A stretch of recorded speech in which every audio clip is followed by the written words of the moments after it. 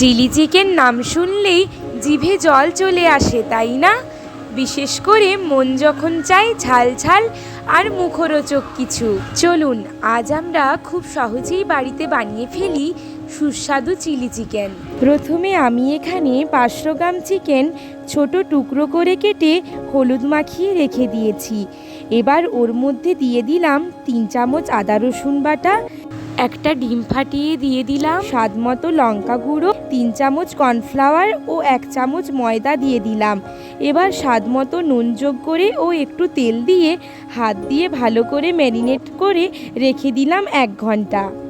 এবার কড়াইয়ে তেল গরম করে ম্যারিনেট করা চিকেনগুলো দিয়ে উল্টে পাল্টে ভালো করে লাল লাল করে ভেজে তুলে নিলাম। এবার অন্যদিকে একটি পাত্রে পরিমাণ মতো টমেটো সস, সোয়া সস এবং চিলি সস দিয়ে একটি মিশ্রণ বানিয়ে নিলাম। এবার একটি পাত্রে 1 চামচ কর্নফ্লাওয়ার জল দিয়ে ভালো করে গুলে নিলাম। আবার কড়াইয়ে তেল গরম করে রসুন কুচি, আদা কুচি, আগে থেকে খোলা করে কেটে রাখা পেঁয়াজ ও ক্যাপসিকাম কুচি দিয়ে হালকা নেড়েচেড়ে ভেজে নিলাম। তারপর দিয়ে দিলাম আগে থেকে করে রাখা 3টি সসের মিশ্রণ। এবার দিয়ে দিন গুলে রাখা কর্নফ্লাওয়ার। তারপর নাড়াচাড়া করে একটু রান্না করতে থাকুন। যখন দেখবেন সব কিছু এরকম ফুটতে শুরু করেছে, তখন আগে থেকে ভেজে রাখা চিকেনের টুকরোগুলো দিয়ে দিন।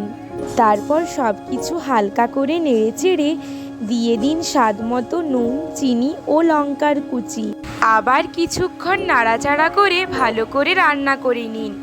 যখন দেখবেন চিলি চিকেন এইরকম মাখো মাখো আর রসালো হয়ে এসেছে, তখন ফ্রায়েড রাইসের সাথে পরিবেশন করুন সুস্বাদু চিলি চিকেন।